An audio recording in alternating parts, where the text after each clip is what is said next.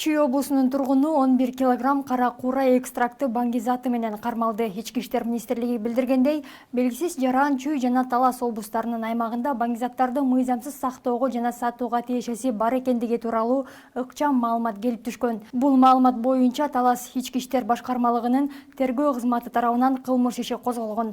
Аталган кылмыш ишинин ошондой эле эл аралык Канал Ниман баңгизаттарга каршы операциясынын алкагында Бишкек шаарынын Орозов көчөсүндөгү үйгө тинтүү жүргүзүү учурунда анын аймагында жайгашкан гараждан 3 литрлик желим бөтөлкө жана ичинде май суюктугу бар 10 литрлик бир чоң канистр табылган.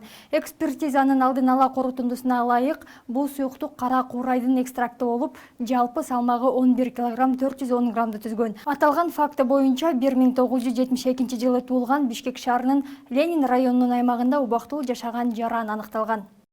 Бишкек шаарында опузалап акча талап кылган жарандар кармалды. Маалыматта айтылгандай, Свердлов райондук ички иштер бөлүмүнө шаар тургуну арыз менен кайрылган.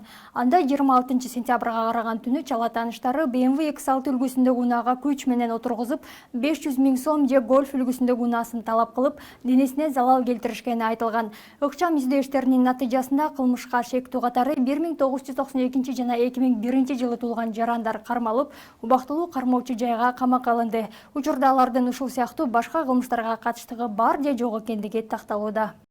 Бүгүн 29 сентябрда Жогорку кеңештин депутаты Элмурза Сатыбалдиевке таандык деген үйдүн дар базасы сүрдүрүлдү. Сүрдүрүүнүн себеби депутаттын дар базасы кызыл тилкеден ашырылып курулган. Андан башка Шүкүров көчөсүндө жайгашкан 71 тосмо бузулууда. Анткени бир убакта тургундар өз тилкелеринин чегинен чыгып, муниципалдык жерлерге имараттарды тургузушкан. Азыр жолдорду, тротуарларды, ирригациялык тармактарды куруу максатында мунун баары бузулуп жатат. Белгилей кетүүчү нерсе, дар базасы буздурулган депутаттын үйү менчик бала бакча катары иштеп жатканын көрүүгө болот. Эске салсак, жакында Жогорку кеңеште жолдорду реконструкциялоо, үйлөрдү бузуу маселеси талкууланган учурда вице-мэр Нурдан Орунтаевдин сүйлөгөнү Элмурза Сатыбалдиевке жакпай, экөө айтыша кеткен. Депутат вице-мэрди сыйлабаса, өзү сыйлаттырып аларын айткан. АКШ Оганстанда калып калган 100дөн ашуун аскердик учагын Тажикстанга берүүнү көздөп жатат деген маалымат бар экенин Жогорку кеңештин депутаты Чыңгыз Айдарбеков бүгүнкү жыйын учурунда билдирди. Ал учактардын баарын Тажикстан коргонуу максатында эмес, Кыргызстанга карата агрессия жасоо үчүн колдонорун билебиз. Андыктан бул маселеге өзгөчө көңүл буруп, дипломатиялык мүнөздөгү алдын алуу иш-чаралардан көрүү керек. Агрессордун колуна мындай заманбап техникаларды карматууга жол бербөө шарт. Анын ордуна башка техникаларды беришсин.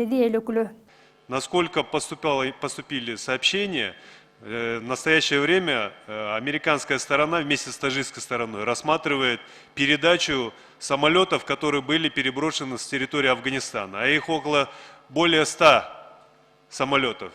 И все эти самолеты, как мы понимаем, они будут использованы не в интересах защиты обороны Таджикистана, а в интересах совершения актов агрессии в отношении Кыргызской Республики. Поэтому просим очень внимательно посмотреть по этим вопросам и проводить заранее превентивные меры дипломатического характера, проведение соответствующих переговоров. Бүгүн Жогорку кеңештин депутаты Балбак Түлөбаев өкмөттөн Баткенге бөлүнгөн 500 миллион сомдун кайда экенин тактоону талап кылды. Эл өкүлүнүн айтымында акча 2022 жылдын башында бөлүнгөн. Депутат министрлер кабинети өз милдеттерин так аткарбай жатат деп эсептейт. Баткенге бөлгөн 500 миллион сомубуз каякта? Ошону бизге тактап таап бериңиз. Жылдын башында бергенбиз Баткенге. Biz айтып атабыз, тилтешилип бүттү. Урматтуу депутаттар, айткан нерсе аткарылбаса анда бир чечимге келишибиз керекпиз. Или бул өкмөттү айдашыбыз керек, или өзүбүз кетишибиз керек. Биз укпагандан кийин эмне кереги бар? Өкү бир жолдун бирөөнү тандашыбыз керек.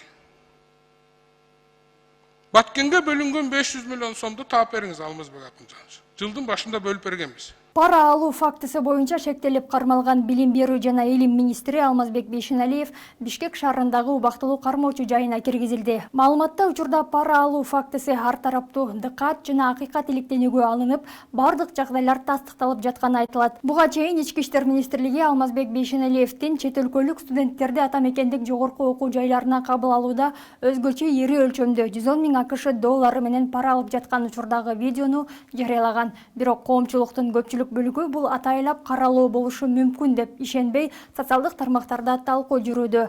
Алмазбек Бейшеналиев билим берүү жана илим министри болуп 2022 жылы февралда дайындалган. Футбол боюнча Кыргыз улуттук курама командасынын чабуулчусу Бекназ Алмазбеков дүйнөнүн эң таланттуу 60 футболчусунун катарына кирди. Мындай маалыматты Англиянын The Guardian газети изилдеп, андан кийин жарыялады. 17 жаштагы Бекназ Алмазбеков учурда Түркиянын Галатсарай футболдук клубунун оюнчусу. Ал бул клубда дүйнөгө белгилүү Мауро Икарди, Хуан Мата сыяктуу футболчулар менен ойнойт. Бекназ Алмазбеков Кыргызстан курама командасындагы дебюттук оюнун ушул жылдын июнь айында Бишкекте өткөн Азия кубогуна тандоо оюндарында өткөргөн. Анда ал Мьянмага каршы оюнда алмашууга чыккан. Урматтуу телегөрүүчү, Борборлук телеканалды социалдык тармактардан көргөндү да унутпаңыздар. Эфирде Нуржан Султанбекова болдум. Кийинки эфирден көрүшкөнчө сак саламатта туруңуздар.